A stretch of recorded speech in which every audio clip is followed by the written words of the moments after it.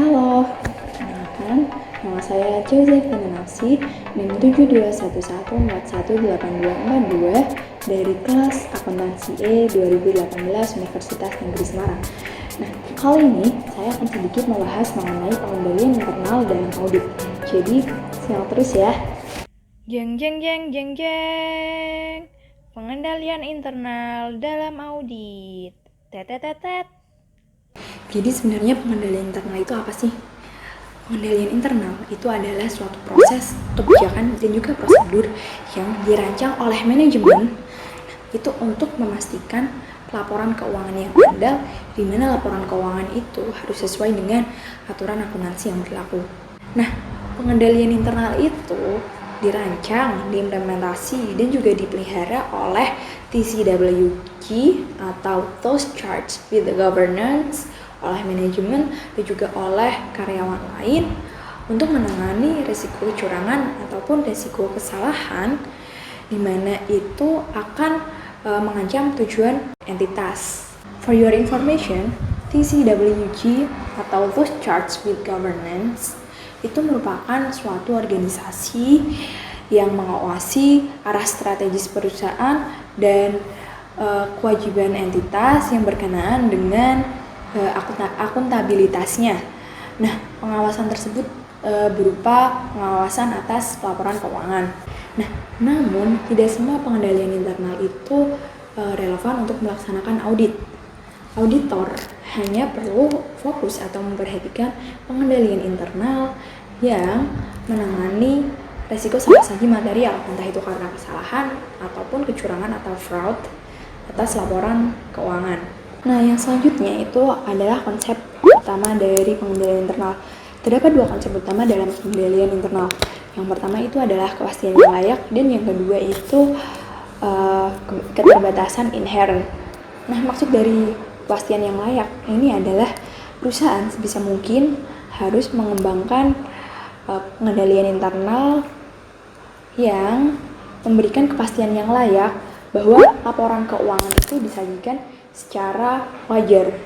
Sedangkan keterbatasan inherent itu maksudnya adalah keefektifan pengendalian internal itu bergantung pada kompetensi dan juga ketergantungan oleh orang-orang yang menggunakannya. Nah, yang selanjutnya adalah tujuan dari pengendalian internal. Tujuan dari pengendalian internal itu ada yang pertama adalah reliabilitas pelaporan keuangan, di mana maksudnya ini tujuan dari pengendalian internal itu untuk memenuhi tanggung jawab atas pelaporan keuangan. Nah, yang kedua itu adalah efisiensi dan efektivitas operasi. Maksudnya ini adalah pengendalian internal itu bertujuan untuk memperoleh informasi keuangan maupun non keuangan yang akurat tentang operasi perusahaan, di mana hal tersebut itu dapat digunakan untuk pengambilan suatu keputusan. Nah, kemudian yang selanjutnya yang ketiga adalah ketaatan pada hukum dan peraturan.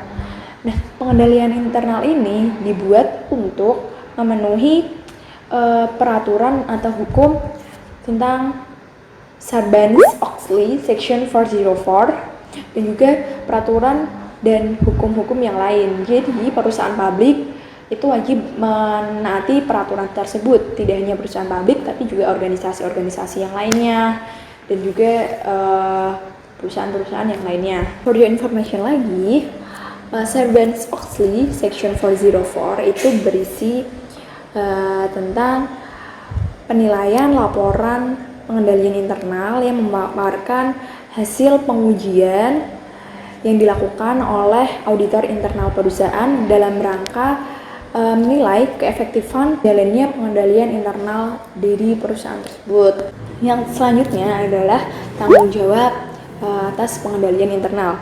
Nah, di sini kita akan membahas tanggung jawab pengendalian internal, manajemen, dan juga auditor.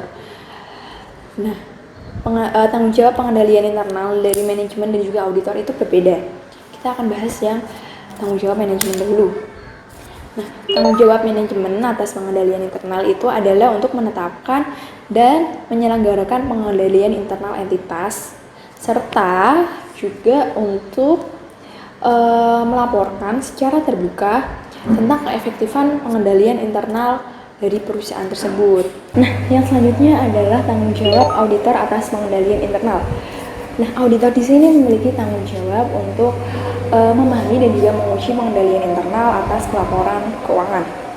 Nah, apabila auditor itu adalah auditor perusahaan publik yang besar, maka dia itu diwajibkan oleh SEC atau Security and Exchange Commission untuk melaporkan laporan audit mengenai keefektifan pengendalian internal yang berjalan pada perusahaan tersebut setiap tahun atas laporan keuangannya.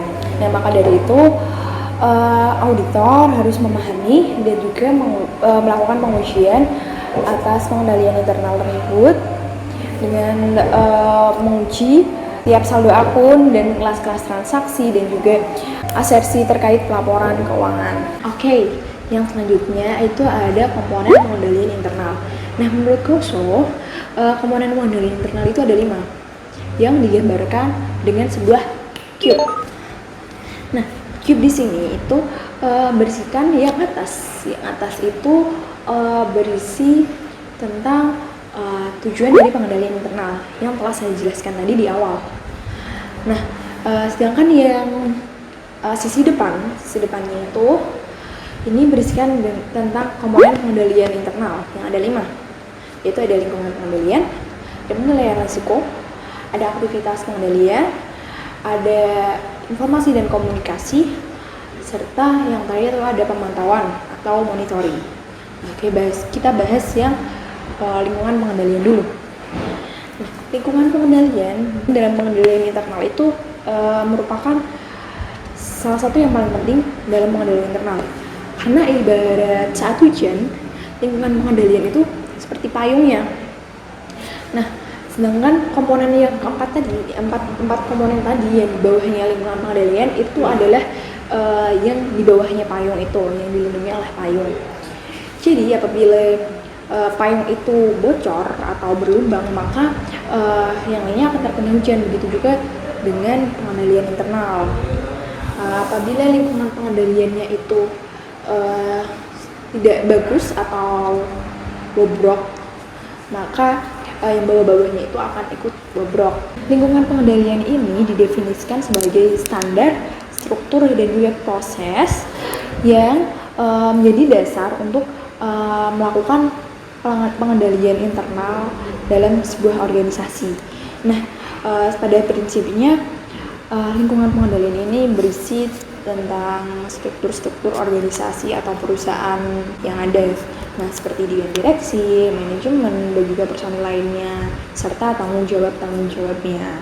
Nah, yang selanjutnya adalah komponen penilaian risiko. Nah, penilaian risiko ini pada intinya memiliki tujuan untuk mengidentifikasi dan juga menilai risiko yang akan terjadi pada suatu perusahaan atau organisasi. Nah, oleh karena itu, penilaian risiko di sini itu membentuk dasar bagaimana sih caranya manajemen atau perusahaan itu menanggulangi atau menangani risiko yang akan terjadi ke depannya. Yang selanjutnya itu ada aktivitas pengendalian. Aktivitas pengendalian di sini adalah tindakan-tindakan yang ditetapkan melalui kebijakan-kebijakan atau prosedur-prosedur yang dapat dinilai untuk membantu untuk memastikan apakah arahan manajemen untuk menanggulangi resiko yang ada dalam perusahaan itu dilakukan. Nah, bentuk-bentuk aktivitas pengendalian itu berbeda-beda, dapat meliputi verifikasi, kemudian analisis, kemudian rekonsiliasi, menjaga keamanan harta perusahaan, dapat juga dengan melakukan pemisahan tugas antara satu dengan yang lainnya, dan dapat juga yang lainnya. Yang selanjutnya itu adalah komunikasi dan informasi. Pada intinya, komunikasi dan informasi ini memiliki tanggung jawab untuk mengidentifikasi, kemudian merekam, kemudian menyebarluaskan informasi untuk tercapainya tujuan pelaporan keuangan dan juga tercapainya tujuan pengendalian internal. Oke, yang selanjutnya itu ada komponen yang terakhir, yaitu komponen pemantauan atau monitoring. Nah, pada intinya komponen pemantauan atau monitoring ini memiliki tugas untuk mengetahui bagaimana sih pengendalian internal itu jalannya di perusahaan, apakah sudah memadai atau belum, atau sudah baik atau belum. Nah, apabila terdapat kesalahan atau kekurangan dalam pengendalian internal tersebut, maka dapat dilakukan evaluasi atau diperbaiki lagi pengendalian internalnya. Yang selanjutnya itu adalah pelaporan pengendalian internal menurut Sarbanes-Oxley Section 404. Nah, menurut Section 404, auditor dapat memberikan pendapat itu meliputi yang pertama adalah wajar tanpa pengecualian, yang kedua adalah opini tidak wajar, yang ketiga adalah opini wajar dengan pengecualian atau menolak memberikan pendapat. Nah, auditor dapat memberikan opini wajar tanpa pengecualian atas pengendalian internal itu ketika yang pertama tidak ada salah saji material yang teridentifikasi, dan yang kedua itu tidak ada pembatasan ruang lingkup kerja auditor. Nah, auditor dapat mengeluarkan pendapat tidak wajar ketika terdapat salah saji material atas pengendalian internal atas pelaporan keuangan tersebut. Nah, auditor juga dapat mengeluarkan opini wajar dengan pengecualian ataupun tidak mengeluarkan opini ketika terdapat pembatasan ruang lingkup kerja auditor. Nah, salah satu BUMN yang memiliki resiko kerentanan terjadinya penyelewengan pelaporan keuangan adalah PT Taspen Tanjung Pinang. Karena PT Taspen Tanjung Pinang ini bertugas untuk melayani atau memberikan klaim asuransi kepada peserta asuransi kematian dan juga asuransi dwiguna atau asuransi hari tua. Nah, kenapa hal tersebut akan terjadi kerentanan terhadap penyelewengan? Karena salah satu resiko terbesar dalam perusahaan asuransi itu adalah resiko klaim peserta. Nah, perusahaan asuransi itu hanya dapat memprediksi resiko klaim peserta itu akan terjadi, tetapi tidak bisa memprediksi kapan resiko tersebut akan terjadi. Nah, maka dari itu akan rentan terjadi penyelewengan apabila tidak dilakukan pengelolaan dana yang baik. Nah, oleh karena itu penting bagi perusahaan PT Taspen Tanjung Pinang ini melakukan pengendalian internal secara berkelanjutan. Nah, menurut studi kasus yang sudah dilakukan ini, PT Taspen Tanjung Pinang sudah melakukan pengendalian internal dan hasilnya itu adalah sekitar 60% hingga 79,9%, hampir 80%. Hasilnya itu berhasil atau dapat menanggulangi resiko kecurangan dalam hal-hal tersebut tadi. Jadi pengendalian internal di sini dapat dikatakan berhasil untuk menanggulangi risiko kecurangan yang timbul. Jadi dapat ditarik kesimpulan bahwa pengendalian internal bagi perusahaan itu penting untuk dilakukan. Selain untuk menanggulangi kecurangan yang akan timbul, pengendalian internal ini juga dapat memenuhi tanggung jawab perusahaan atas peraturan yang berlaku seperti peraturan Sarbanes-Oxley Section 404. Nah, sekian yang dapat saya sampaikan. Terima kasih. Assalamualaikum warahmatullahi wabarakatuh. Jangan lupa di like.